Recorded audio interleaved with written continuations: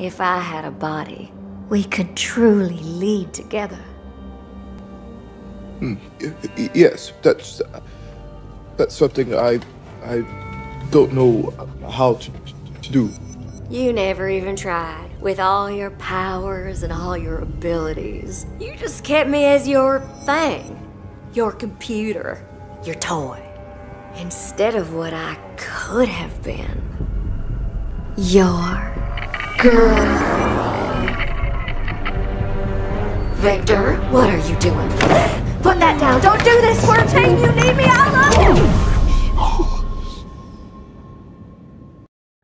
What's going on, guys? Bart here with Tully Television, and I want to thank all of you for stopping by, liking, commenting, sharing, all that beautiful YouTube stuff. I hope that today is the day we earn that subscription, because only together can we go straight to the moon, baby.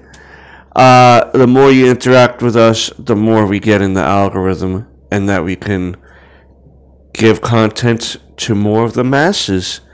But today we're going to be getting into Loki episode 3, entitled 1893. Of course, starring Tom Hiddleston as Loki, Owen Wilson as Mobius, Sophie DiMartino as Sylvie, Jonathan Majors as Victor Timely, Tara Strong as Miss Minutes, and Gugu Mbatha-Raw as Ravonna Renslayer. I hope that I pronounced that name correctly. But basically, this episode takes place in 1893 during the Chicago World's Fair. And the reason why we're here is because even a few years prior to us seeing Victor Timely at the Chicago site of the World's Fair, we see Ravonna and Miss Minutes working together as they throw T.V.A. handbook through the window of a young Victor Timely as a child who seems to be a candle maker. But there was also a particular way to tell time by burning candles. So that was an interesting theory I heard that he might have been doing as a child when the T.V.A. handbook was thrown in through his window. And then years later, he, became the genius that he was, but the technology wasn't as advanced as he needed it to be in order for his inventions to work. But basically, Ravonna and Miss Minutes are working together, to get Victor to become he who remains.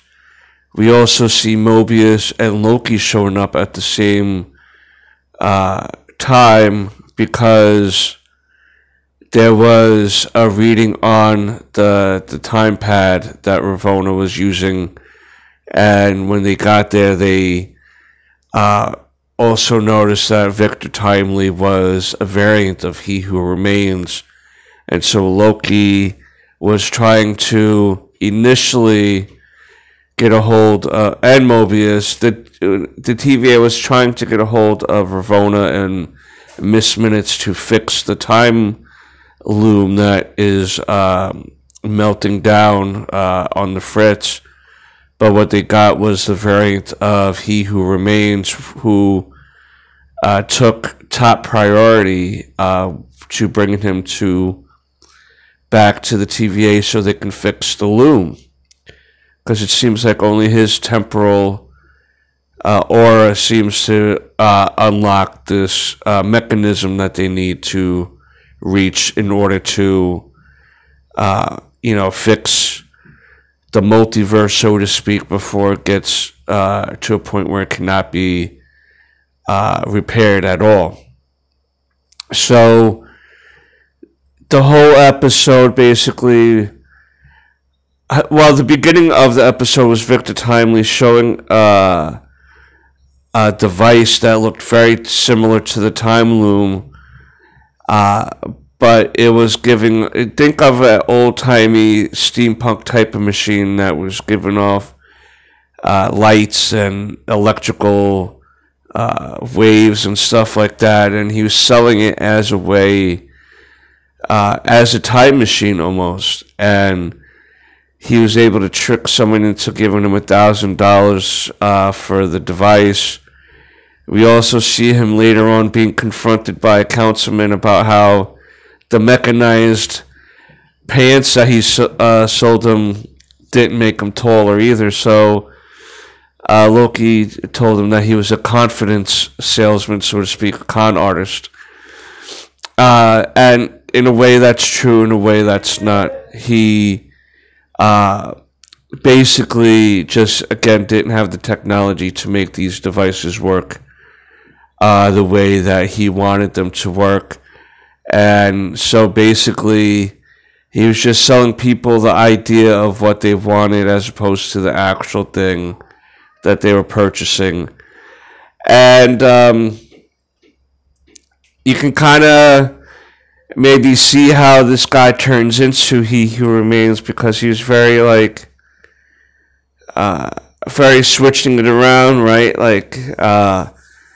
Very sleight of hand, but with his words. But this version of He Who Remains, Victor Timely, also seems to be very not like He Who Remains or Kang. He seems to have a bit of a stutter. He's very unassuming. He seems to kind of know what he's doing, but not at the same time. He just happens to be a man caught in the wrong time period. And so basically, Ravonna and Miss Minutes save Victor and get him out of there because Loki and Mobius had him. Then Sylvie came to take him out because she wants to take out all the variants, so there's no one that overtakes and the free will again of everyone. And so Ravonna and Miss Minutes was able to get him out of there. They hopped a boat. They basically had to go get something from a lab and then hop a boat to Wisconsin. And as they're looking at the Chicago World Fair go by on the boat they're on, Ravonna and Victor seem to make a connection. But when she mentions something about how this is going to be a beautiful partnership, Victor doesn't like that because he got very abrupt with someone earlier about partnerships and that he doesn't do partnerships.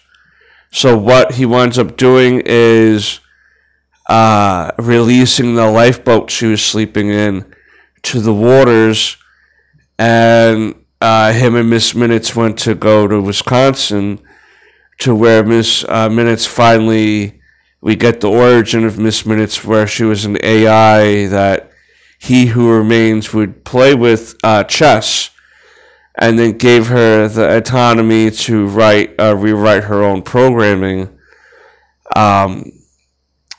And she wound up falling in love with He Who Remains and had gotten very upset that he gave her everything but a body.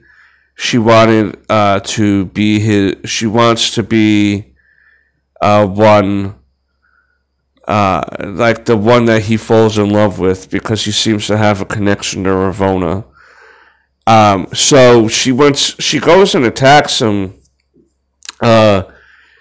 She's very creepy and scary in this particular episode, because at one point she turns into this big ghost clock, right, and scares everyone away. And now in here she kind of puts her face on a mannequin and goes and leaps forward at Victor Timely, and he's able to shut her off with the device that Ravonna had, but he wound up grabbing off her. And at that point, then Ravonna shows up, and she happens to have like this big prototype of the pruning stick that he must have made, and she's trying to take him back to where she needs him.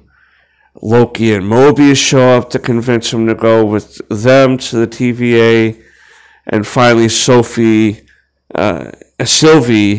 shows up and takes everyone out.